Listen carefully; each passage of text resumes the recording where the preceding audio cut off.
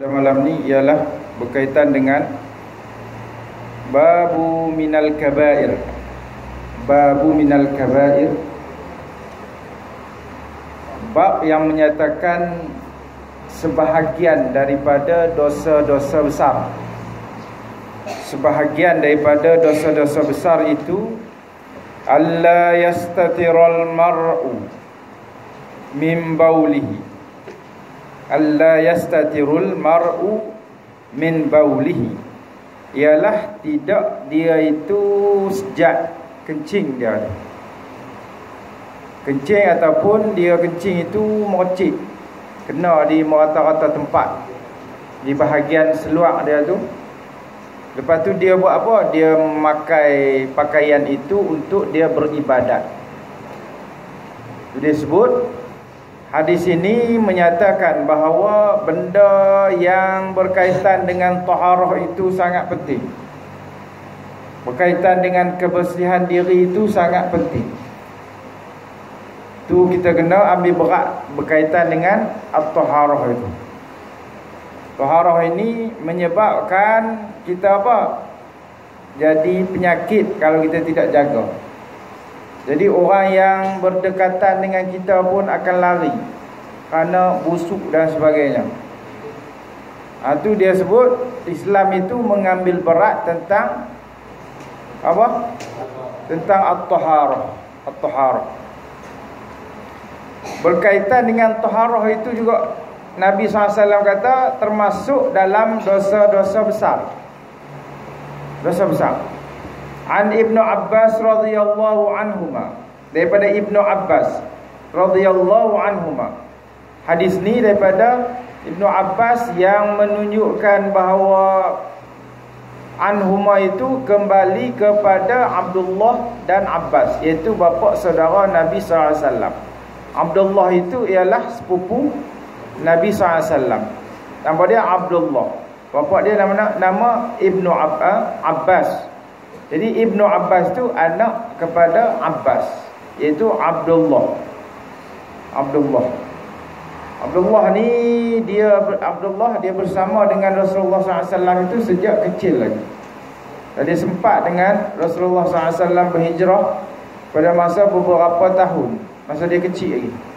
Jadi dia didoakan oleh Rasulullah SAW, Allahumma faqihhu fid din wa'allimhu ta'wil. Ya Allah, ya Tuhanku, kau berikanlah kefakihan kepada Ibnu Abbas ini dan wa'allimhu ta'wil.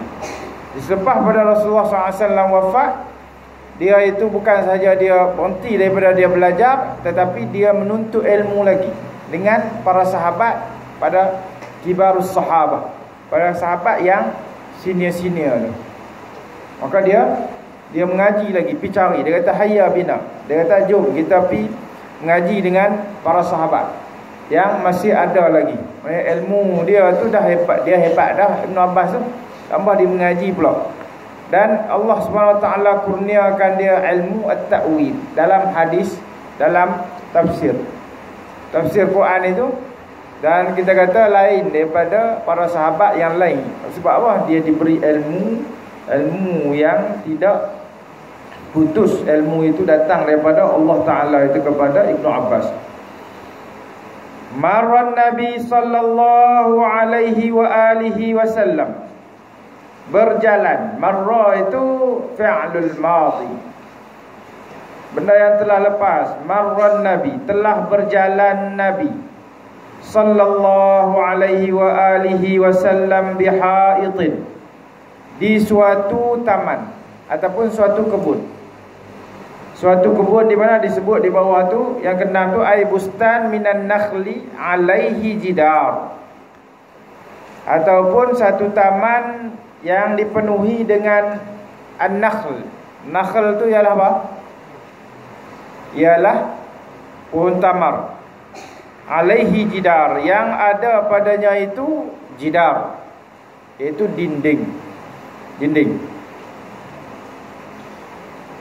Min haytanil Madinah, daripada taman-taman yang berada di Madinah, au Makkah, Amalnya tu Syak rawi tu dia kata Madinah ke ataupun Makkah tu. Di antara dua, sama ada di Madinah ataupun di Makkah,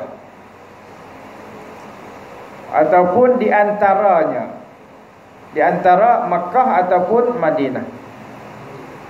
Fa sami'a sauta insanain, dan Nabi SAW itu mendengar sauta insanain, dua lelaki, dua manusia, suara dua manusia. Apa dia? Yu'azzibani fi quburihima, mereka sedang diazab di dalam kubur mereka. Kubur, dalam kubur mereka itu diazab. Diazab oleh malaikat, diazab oleh Allah Subhanahu wa taala. Maknanya Nabi SAW dia diberi ilmu oleh Allah Subhanahu wa taala, dia boleh mendengar apa yang berlaku di alam gaib. Di alam gaib kita manusia ni tidak dibuka oleh Allah Subhanahu wa taala. Kalau kita dibuka oleh Allah Ta'ala, maka pakat lari habis, nak tak pi jamban, tak pi hadu pulun pi sak ustaz keluar, cikgu keluar, dia pi berhimpun di dalam jamban. Kalau dia tahu dia Tuhan buka kepada dia, tengok jamban penuh dengan setan-setan, kalingan dia jadi setan. Maknanya Tuhan tak buka kepada dia, maknanya kalau buka lari habis. Tuhan tu buka, hak boleh nampak orang-orang tu, ada sat makhluk ni pun nak jadi separuh gila dah. Tu kita kata bukan semua yang diberi oleh Allah Ta'ala itu apa kelebihan supaya dia melihat. Kadang-kadang kanak-kanak tu, kanak-kanak yang baru lahir, dia menangis, nanti Allah SWT bukakan kepada dia hijab tu, dia boleh nampak. Bagi orang yang selepas pada itu dia tidak nampak. Tapi kadang-kadang benda yang kita nampak itu menjadi bukan kata satu kelebihan, satu bebanan pula. Satu beban. Baik kita tak nampak, baik benda yang kita tak nampak lebih elok daripada benda yang kita nampak. Kalau kita nampak kan, tak bersemayang, tak boleh nak semayang kan kita. Tak nampak syaitan duduk kacau kita, nak buat ni, nak buat ni, nak ni. Ataupun boleh nampak malaikat yang duk azab orang dalam kubur, ataupun mayat itu sendiri boleh bercakap.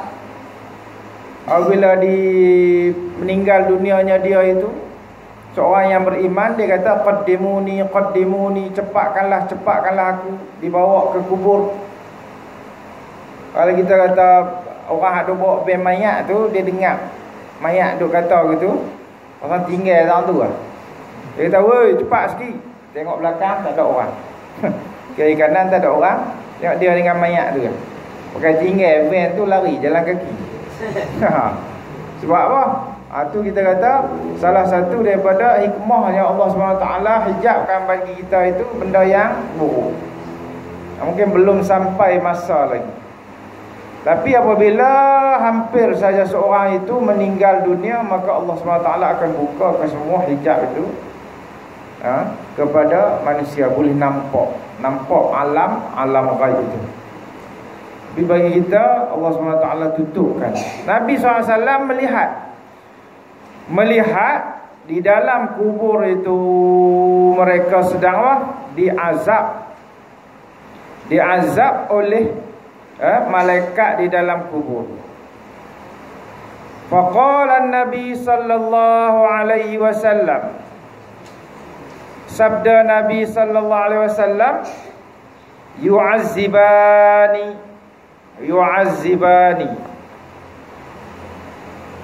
Maksudnya kedua mereka sedang diazab.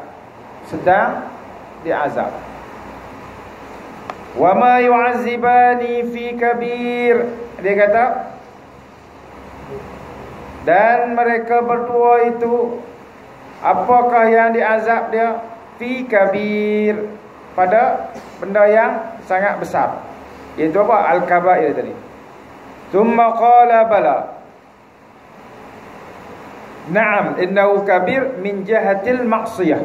Dia kata, bala kana ahaduhuma, la yastatiru min baulih, dan salah seorang daripada mereka itu tidaklah mereka itu sejak kencing, ataupun dia tak basuh. Kencing tu kan kelepiak-kelepiak itu, pakai sarung seluar. Lepas tu tengok azan, lepas tu mai semayang tu. Ataupun tengok ustaz mai, tak ada nak pergi tukar kain, pakai mai semayang pun.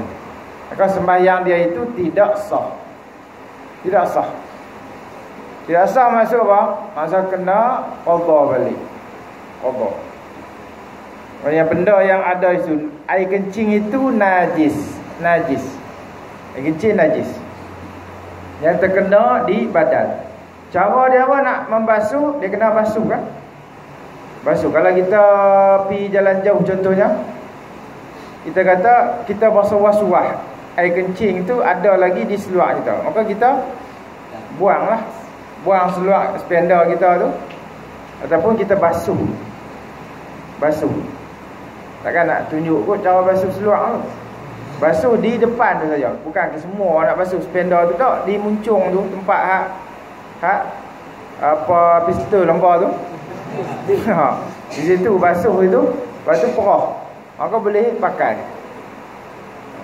Seluar tu kalau agak-agak terkena tu, kalau tu kencing itu kita kencing dia kena duduk. Saya nak tunjuk cara-cara kita kencing yang betul. Dia sebut, dia kata apa? Dia kena basuh itu barulah kita pakai. Basuh sekali air itu dia lalu, air lalu. Dengan air paik tu kita letak tu lalu. Macam juga kita basuh air kencing kita tu, kita basuh itu sekali lalu air. Maksudnya sekali lalu. Air yang pertama itu dikira apa? Najis. Air yang pertama najis. Tapi air yang kedua setelah dibasuhkan itu dah dikira bukan najis dah air itu. Air yang pertama, laluan air yang pertama itu bukan najis. Satu lagi, kalau kamu nak basuh baju contohnya, dia malah sangatlah. Malah sangat dia nak basuh baju dia terkena najis. Dia rendam dalam besen. Rendam dalam besen tu kan. Rendam dalam besen, lepas tu dia angkat, dia perah-perah, dia jemur. Maka baju tadi tidak sah kamu pakai sembahyang. Dia masih lagi najis. Sekiranya baju tu kena najis kan, terseluar kan, kain ke, kain tu bekas kena ayak kencing ke, bekas kena taik ke apa kan. Lepas tu kamu basuh tu pakai bubuh dalam besen yang ada air, kamu kincang-kincang dalam besen tu. Lepas tu angkat kain tu, kamu perah, lepas tu pergi sidai, maka kain itu masih lagi najis. Cara dia macam mana? Cara dia basuh yang kali pertama itu mestilah air dia kena mengalir keluar. Mengalir keluar. Air yang pertama tu mestilah dia menanggalkan najis tu. Dan air yang kedua itulah kamu basuh balik air tu, lepas tu barulah jemur. Air tu baru dia tak kira najis. Begitu juga kalau makanan itu. Kalau daging contohnya, daging yang baru disembelih, yang baru dicincang dan sebagainya, kamu bubuh dalam besen. Bubuh dalam besen itu dengan air yang ada dalam besen tu, kamu bubuh celuk. Sekali celuk, bubuh dalam pinggan, ataupun bubuh dalam periuk, bubuh dalam belanga kan nak masak, maka daging itu masih lagi najis. Dia kira kena basuh. Air basuhan tu dia kena mengalir keluar. Tak boleh angkat daripada air basuhan tu pakai sejak. Dia tak boleh. Dia kena air tu lalu. Macam orang basuh dalam sinki lah. Orang basuh dalam sinki macam mana? Dia tutup lubang sinki tu, dia basuh. Lepas pada tu dia basuh, dia duduk kincah dalam tu lah. Kincah, air tak turun bawah. Dia ambil daging itu, ayam ke daging ke, dia bubuh di dalam pinggan, lepas tu dia goreng masak. Maka di situ dikira apa? Najis lagi. Sebab ayat yang pertama itu tidak mengalir. Tu kena faham bab ni. Begitu juga dengan pakaian kamu itu. Wa kana al-akhir yastatiru min baulihi tadi, sama ada dia tu tak cermat. Dia kencing berdiri ke, lalu angin tiup yang kuat kena di seluar dia tu, dia pun mai pakai semayang. Cara untuk kita mengelakkan daripada was-was kita ni, kita ambil ayat yang seterusnya kita renjih di seluar-seluar kita tu. Renjih, bukan pergi weh basah pula. Kita ambil ayat tu, renjih tu tempat yang kita kencing ataupun kaki seluar ke, terenjih tu nak bagi apa? Menghilangkan was-was kita. Jadi benda ini sangat penting, sangat penting. Dan dikatakan bahawa wa kana al-akhar yamshi bin namimah, dan seorang lagi daripada orang yang diazab itu ialah apa? Dia membawa berita-berita yang boleh memecah belahkan masyarakat. Berita yang boleh merosakkan masyarakat itu dengan apa? An-namimah, iaitu apa? Al-azab, kejahatan. Fa'adamu tanazzuh minal bawl yubtilu shalah wal masyi bin namimah minas sa'yi bil fasad. Maknanya dengan orang itu tidak tanazzuh, dalam kencing itu tidak sejak. Dia kencing terutama sekali kencing berdiri. Kencing berdiri, kamu bangun itu dia akan keluar balik, akan membatalkan solat. Dan orang yang membawa berita-berita yang tidak elok itu boleh memecah belahkan masyarakat, fitnah dan sebagainya, membawa kepada kerosakan. Dua benda ini sangat diambil berat di dalam Islam. Summa da'a bijaridatin, kemudian Nabi SAW meminta dengan jaridah, pelepah tamar. Jaridah itu ialah pelepah tamar. Maka pelepah tamar itu dia buat apa? Fakasaraha kisratain, dan dia patahkan dia itu menjadi dua patah, dua bahagian. Fa wada'a ala kulli qabrin minhuma kisratan, dan dia meletakkan di atas kubur tadi sebahagian yang satu lagi, sebahagian yang satu lagi yang dia kerat tadi. Untuk apa dia kata? La'allahu yukhaffifan, semoga benda itu akan apa? Akan meringankan azab orang yang setiap benda yang ada di atas muka bumi ini selain daripada jin dan manusia bertasbih kepada Allah Ta'ala. Sabbaha lillahi ma fis samawati wal ard. Semua benda itu bertasbih dan diikut wahyu yang disuruh oleh Allah Ta'ala kepada setiap benda. Sama ada binatang, sama ada tumbuhan, sama ada bukit bukau dan cakrawala dan sebagainya, itu adalah arahan daripada Allah Ta'ala. Binatang tu, binatang dia tak ada akal, tapi dia itu diberi oleh Allah Ta'ala itu petunjuk yang dia tidak akan ingkar dengan perintah Allah Ta'ala. Contoh kalau kita kata penyu lah, penyu yang ada di mana? Di Kuala Terengganu tu, di Terengganu. Dia pergi buat apa situ? Rantau abang tu, dia pergi bertelur je. Dia hidup di mana? Dia hidup di, kita kata Atlanta kan? Di lautan Pasifik tu, dalam tu. Dia hidup di situ. Dia main ni semata-mata dia nak bertelur saja. Dia bertelur tu, dia tunggu kan telur dia? Tak. Dia pakai kambuh ya, dia tinggal tu, telur tu akan meletas sendiri. Telur tu apabila anak penyu tu meletas, dia pergi mana? Dia pergi Kuala Terengganu lah. Tak, dia masuk dalam laut balik, dia pergi cari tempat kehidupan dia tu, di sana balik.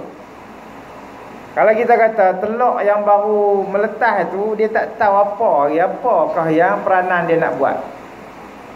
Macam kita kata manusia ni, kalau dia baru lahir, dia tak tahu apa. La ya'lamuna syai'an. Tak tahu apa satu. Dan diajar. Diajar, kita kata oleh apa? Oleh mak pak dia dan sebagainya itu. Kalau tak ajar, kalau tak bagi makan semua akan mati. Akan matilah manusia itu. Tapi binatang tak. Sebab apa? Dengan arahan Allah Ta'ala. Dengan arahan Allah Ta'ala. Kalau kita manusia ni, kalau kita pergi letak di orang yang cerdik pandai, pergi letak di tengah laut tu, dia tak mampu untuk dia sampai ke darat balik. Dengan sebab apa? Dengan sebab akal dia sahaja yang dipandukan, bukan melalui wahyu yang diturunkan. Tapi binatang ni